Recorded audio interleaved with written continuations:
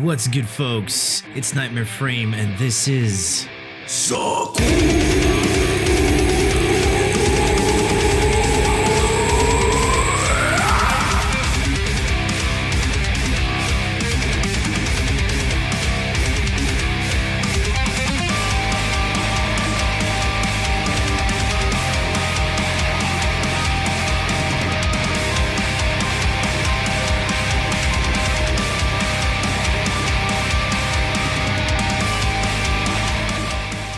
Alright, Xaku is definitely not for everybody, but damn, they are strong.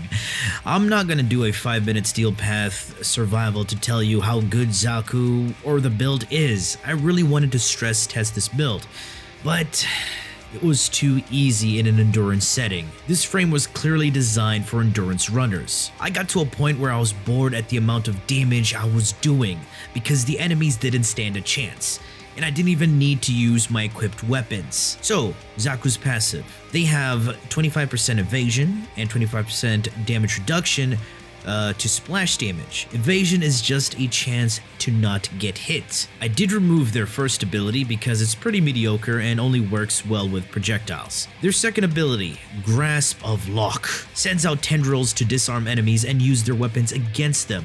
The amount of weapons scales from power strength, but the damage scales from the enemy level and power. The amount of guns held also increases your damage output. Great thing about this ability is that Xaku doesn't need line of sight to cast, so you can stand behind walls and steal weapons. But when they shoot, they need a clear shot of the enemy, and it'll target the enemy based on its target range. That scales from range mods. And you can also get weapons from melee enemies, but they'll look like weird orbs. And all shots done are hit scan, and the shots also stagger enemies. The Lost, Xaku's third, has 3 abilities: Accuse, Gaze, and Deny. Accuse turns enemies into allies to fight for you. Sounds good on paper, but these enemies turned into allies won't be shot by your Grasp of Lock.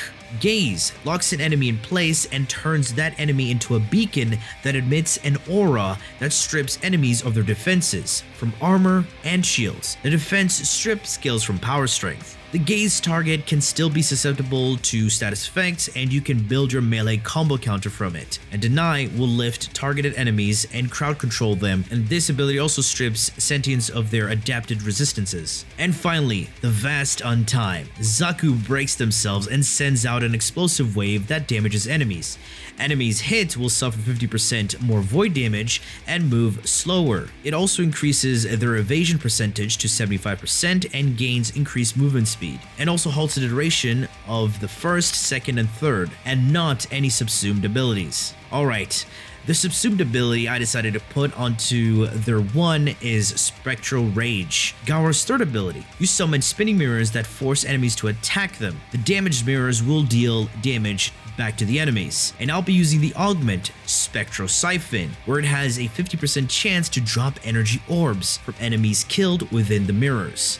Alright, let's take a look at the build. Growing power in the aura to increase my power strength by 25% when I proc a status effect on a target. I'll be doing that before I cast my second and third to increase the armor strip and damage output. Prime Sure-Footed for the 100% knockdown resistance. Knockdowns and staggers will kill you even if you have shield gating, so spending less time on your butt is a huge DPS increase. Power strength at 183% with the use of Blind Rage and Umbra Intensify. And you combine this with growing power, I will have 100% armor strip with Gaze. Range at 235% with Stretch and Overextended, increasing the overall range of my abilities.